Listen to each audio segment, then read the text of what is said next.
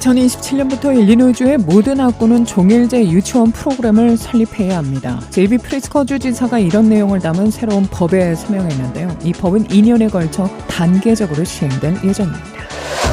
복잡한 재산세 제도의 투명성을 높이기 위해 쿡카우니 재무관 마리아 파파스가 어제 재산세에 대한 자세한 내용을 설명하는 알기 쉬운 재산세 가이드를 발표했습니다. 쿡카우니가 스몰 비즈니스를 대상으로 최대 $20,000를 지원하는 그랜트 신청을 지난달 20일 재개에 접수 중입니다. 마감은 이달 18일로 팬데믹으로 어려움을 겪고 있는 사업체를 대상으로 합니다. 지원 금액은 최대 $20,000입니다. 서던 일리노이대 에즈워스빌은 자신의 기독교적 견해를 공유했다는 이유로 학교 측으로부터 차별을 당했다며 소송을 제기한 전 대학원생에게 $80,000를 배상하게 됐습니다. 대통령 선거 결과를 뒤집으려 한 혐의로 추가 기소된 도널드 트럼프 전 대통령이 오늘 워싱턴 연방지방법원에 다시 출두해 범죄 사실 인부 심리를 받을 예정입니다. 트럼프 전 대통령은 이번에도 무죄를 주장할 것으로 예상됩니다. 시카고에서 오늘 개막하는 초대형 락 페스티벌 롤라팔로자의 K-팝 팬들의 관심이 집중되고 있는데요. 특히 투모로우 바이 투게더는 K-팝 그룹으로는 처음으로 롤라팔로자 헤드라인을 장식합니다. 이상 이 시각 주요 뉴스입니다.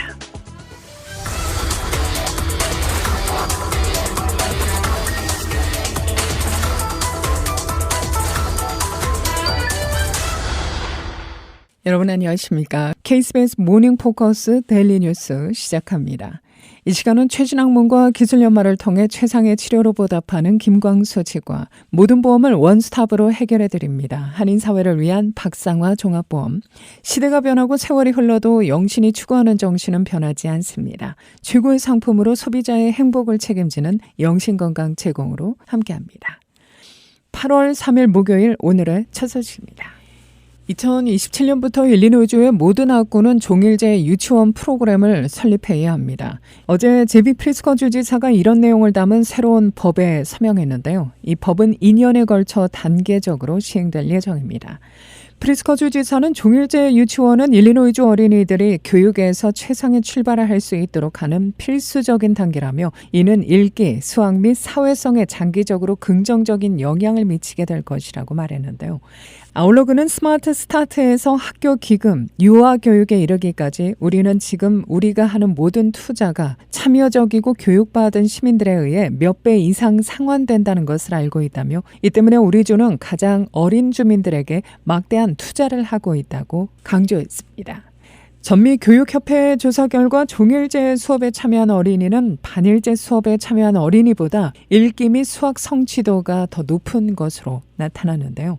일리노이주 교육위원회에 따르면 주내 약 80%의 학교가 이미 종일제 유치원 수업을 제공 중입니다. 복잡한 재산세 제도의 투명성을 높이기 위해 쿡카우니 재무관 마리아 파파스가 어제 재산세에 대한 자세한 내용을 설명하는 알기 쉬운 재산세 가이드를 발표했는데요. 이번 일리노이주 재산세 제도의 작동 방식 가이드는 재산세 결정 방식, 관련 사무소, 징수 집행 방식 등을 알기 쉽게 설명합니다. 이 가이드에는 주요 관련 단어에 대한 용어집도 포함되어 있는데요. 세금 고지서가 왜 그렇게 높은지, 또 어떻게 하면 세금을 절약할 수 있는지 등 자주 묻는 질문에 대한 답변도 제공됩니다. 세금 결정 방법, 징수 집행 방법, 재산세 부과에 이의를 제기하는 이의 신청 방법, 비용 절감 면제 혜택을 활용하는 방법도 알 수 있습니다. 또한 세금 안내서에는 과세에 이의를 제기하는 이의 신청 절차가 설명되어 있는데요. 일반적으로 부동산 소유자는 자신의 부동산이 해당 지역 비슷한 부동산보다 높은 가치로 평가되었다고 생각하는 경우 이의 제기가 가능합니다. 파파스 재무관은 재산세는 매우 복잡하고 6개의 다른 정부기관이 관여한다며 이 가이드는 재산세 제도의 장막을 걷어내고 납세자가 세금 고지서가 어떻게 계산되는지, 고지서를 납부한 후 돈이 어디로 가는지 정확히 알 수 있도록 도와준다고 말했습니다. 새 가이드는 쿡카우니 재무부 웹사이트에서 확인할 수 있습니다. 쿡카우니가 스몰 비즈니스를 대상으로 최대 $20,000를 지원하는 그랜트 신청을 지난달 20일 재개에 접수 중입니다. 마감은 이달 18일로 팬데믹으로 어려움을 겪고 있는 사업체를 대상으로 하는데요. 지원 금액은 최대 $20,000입니다. 특히 퇴역 군인이 운영하는 사업체나 20명 이하의 소규모 비즈니스의 경우 심사에 우선권이 주어지고 있는데요. 그랜트 지급 분야로는 예술과 오락, 아동복지 및 사회복지, 숙박, 요식업, 소매무역, 운송, 창고업 등입니다. 신청 대상은 2020년 전 오픈한 사업체로 2019년 기준 총 매출이 2만에서 5만 달러의 경우 만 달러를 지원받게 되는데요. 연 매출 5만 달러 이상인 경우에는 2만 달러까지 혜택을 받게 됩니다. 그랜트 적용은 내년 1월부터입니다. 신청 대상 운영주는 쿠카운이 해당 웹페이지를 방문해 Source Grow Grant 프로그램 정보를 확인해 접수하면 됩니다. 한편 이 프로그램은 당초 지난해 9월에 시행하려 했으나 심사 과정에서 백인 업주가 인종차별을 당한다는 소송이 제기됨에 따라 내부 검토에 들어가면서 일시 중단된 바 있습니다.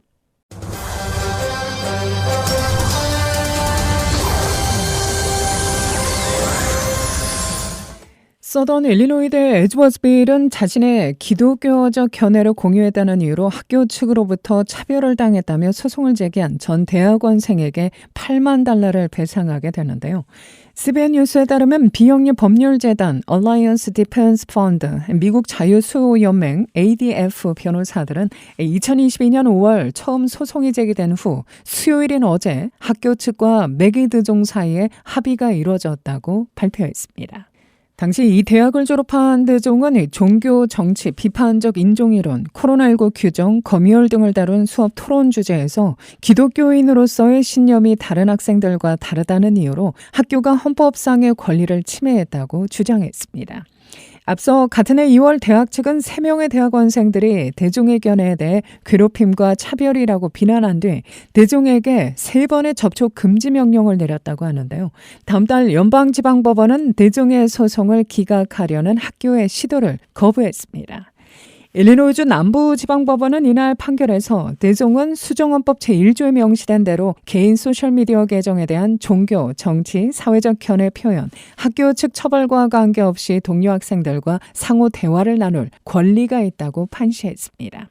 또한 ADF 법률고문 매튜 호프만은 보도자료에서 수정헌법 제1조가 그의 견해를 보호하기 때문에 대종에 대한 학교 측의 주장은 차별이라고 주장합니다. 그는 공립대학은 정치, 종교적 관점에 자신의 소신을 밝힌 학생을 처벌할 수 없다며 맥이는 다른 모든 학생들과 마찬가지로 수정헌법 1조에 따라 개인적인 신념을 보호받을 자격이 있고 접근 금지 등 차별된 대우를 강제한 대학 측은 명백히 잘못을 인정해야 한다고 말했습니다.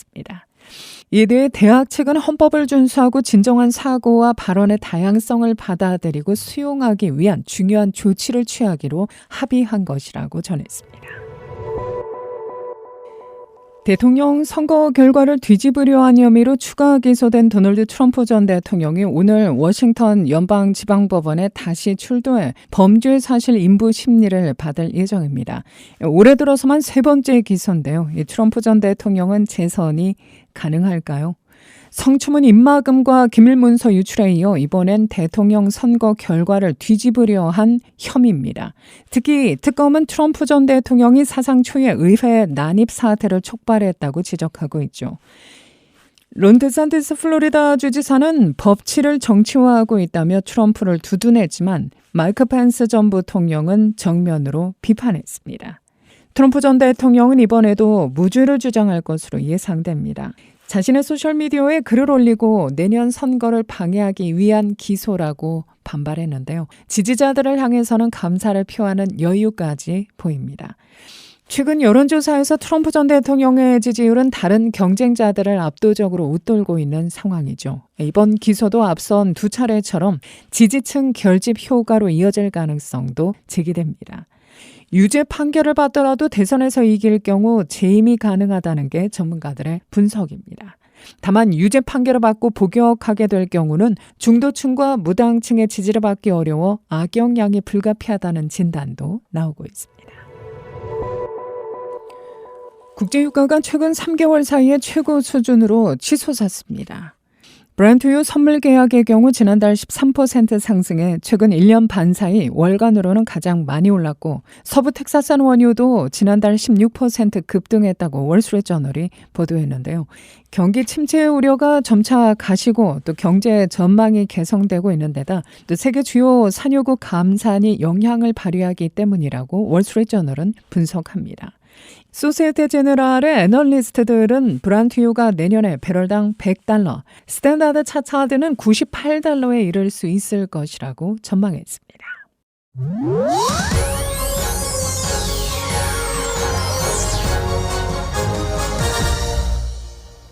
시카고에서 오늘 개막하는 초대형 락 페스티벌 롤라팔로자에 K-팝 팬들의 관심이 집중되고 있는데요. 시카고 선타임스는 개막을 하루 앞둔 어제 시카고에 K-팝 바람이 불었다. K-팝 그룹이 롤라팔로자 헤드라인을 장식하고 K-팝 테마 상품들이 판매되고 있다고 보도했습니다. 시카고 공영 라디오 WBG는 시카고가 K-팝 허브로 변신했다. 투마로우 바이 투게더와 뉴진스 등 K-팝 스타들을 보기 위해 수많은 팬들이 롤라팔로자에 몰려들 것이라고 전했는데요. 1991년 대한문화축제를 모토로 내걸고 시작돼 2005년부터 시카고 도심공원 그랜드파크에서 열리고 있는 롤라팔로자에는 연평균 170여 인기 그룹이 초청돼 하루 10만 명, 나흘간 총 40만 명에 달하는 관객을 끌어모으고 있죠. 롤라팔로자는 그간 K-팝 불모지였으나 지난해 방탄소년단의 첫 솔로 주자 제이홉이 한국 가수 최초로 무대에서 뜨거운 관심을 모은 바 있는데요. 이어 올해는 K-팝 4세대 보이그룹 투마로우 바이 투게더가 헤드라이너로 출격하고 인기 걸그룹 뉴진스, 인디 록밴드 더 로즈, DPR 이안, DPR 라이브 등이 라인업에 올라 팬들을 설레게 하고 있습니다. 특히 투마로우 바이 투게더는 K-팝 그룹으로서는 처음으로 롤라팔로자 헤드라인을 장식한다고 WBEG는 전했는데요. 또 뉴진스는 롤라팔로자 무대에서는 최초의 K-팝 걸그룹이라고 음악 전문 잡지 빌보드는 소개합니다. WBEG는 시카고에서 K-팝 접근성이 높아지면서 한국 요식업소, K-팝 테마 상품 등에 대한 관심도 늘고 있다고 전했는데요. 2023 롤라팔로자는 오늘부터 6일까지 나흘간 그랜드파크에 설치된 8개 무대에서 펼쳐집니다.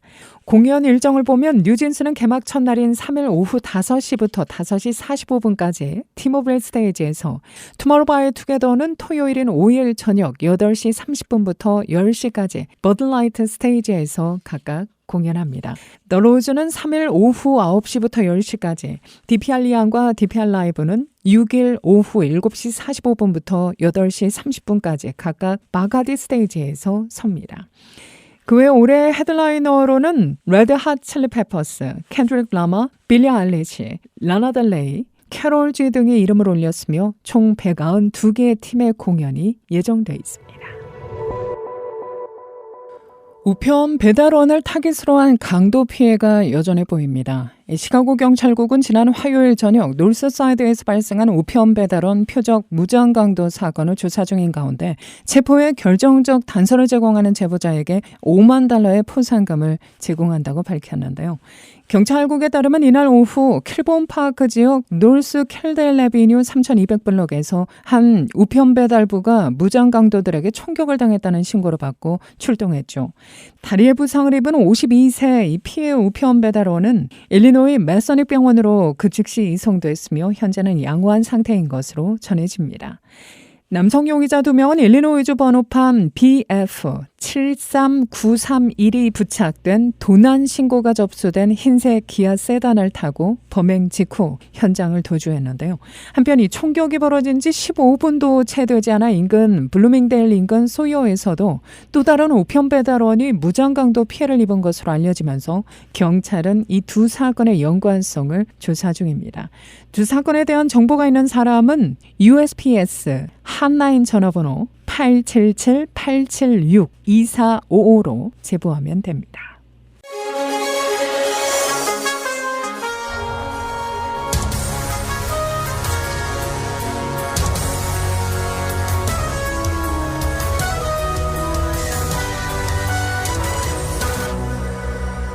암세포를 무단으로 채취당해 결과적으로 백신 개발, 또 의학 연구에 도움을 준 흑인 여성이 72년 만에 금전적인 보상을 받게 됐습니다.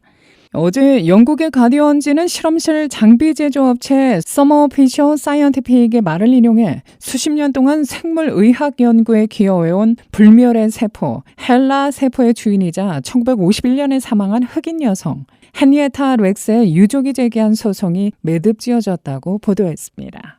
렉스는 지난 1951년 볼티모어의 존스 홉킨슨 병원에서 자궁 경부암 수술을 받던 중 무단으로 그의 암세포를 채취당했는데요. 이후 그는 암 진단 8개월 만인 31세의 나이에 사망했습니다. 그런데 이렇게 채취된 렉스의 암세포가 실험실 환경에서도 무한 증식한다는 사실이 발견된 건데요. 이에 렉스의 헬라 세포는 대량으로 배양돼 소아마비 백신 실험, 인체 세포에 대한 방사선의 영향 연구, 나세포 빈혈 치료법 개발 등에 사용된 겁니다. 가디언지는 렉스의 헬라 세포가 이 같은 방식으로 5천만 톤이 생산된 것으로 추정된다고 전했는데요. 한편 렉스의 유족들은 이 같은 사실이 알려지자 1951년 당시 본인의 동의 없이 세포가 채취돼 상업적으로 사용된 것이 불법이라고 주장하면서 지난 2021년 볼티모어 연방법원에 소송을 제기했습니다. 이후 서머피셔 측과 유족 측이 원만한 합의를 거치면서 72년 만에 보상이 지급되게 됐습니다. 성경 속 노아의 방주를 실제 크기로 재현한 테마파크가 켄터키주에서 가장 인기 있는 관광지 1위로 꼽혔는데요. 크리스천 포스트에 따르면 웹사이트 Bad Kentucky는 최근 세계 최대 여행 플랫폼인 트립 어드바이저와 1년간 구글 검색량을 활용해 2023년 가장 인기 있는 켄터키 명소 10곳을 선정했는데요. 그 결과 윌리엄스타운에 위치한 아크 엔카운터가 약 6만 건으로 1위를 기록했습니다.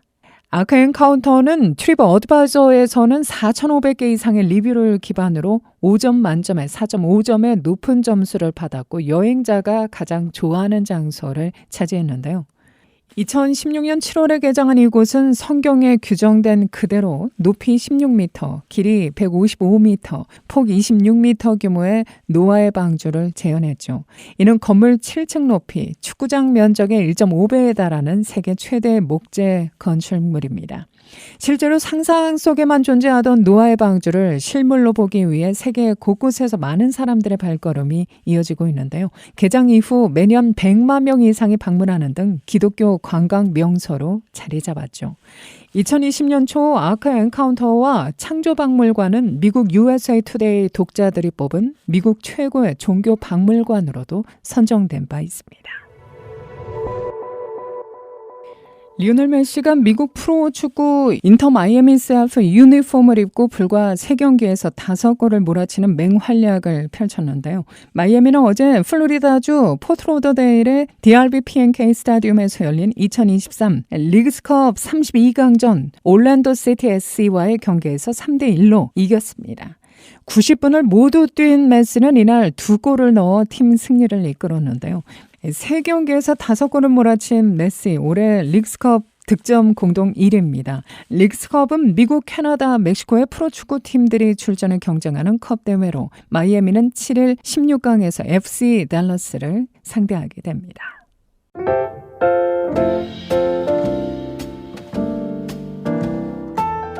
오늘 날씨 어제와 대체로 비슷한 덥고 습한 날씨 이어질 것으로 예상됩니다. 낮 최고 87도로 무더운 날씨 여전한데요. 내일은 약간의 소나기 소식 다시 전해지면서 오늘보다 다소 선선하게 느껴질 것으로 보입니다. 오늘 낮 최고 기온 87도, 밤 최저 기온 70도, 내일 낮 최고 기온은 83도, 밤 최저 기온은 65도입니다. 이 시각 기온은 75도, 습도는 94%, 바람은 남풍이 3마일의 속도로 불고 있습니다. KBS 모닝 포커스 데일리 뉴스는 최신 학문과 기술 연말을 통해 최상의 치료로 보답하는 김광수 측과 모든 보험을 원스톱으로 해결해드립니다. 한인사회를 위한 박상화 종합보험. 시대가 변하고 세월이 흘러도 영신이 추구하는 정신은 변하지 않습니다. 최고의 상품으로 소비자의 행복을 책임지는 영신건강 제공으로 함께합니다. 이상으로 데일리 뉴스를 마칩니다. 진행의 김수연이었습니다. 오늘도 하나님의 큰 위로와 축복이 함께하기를 소망합니다.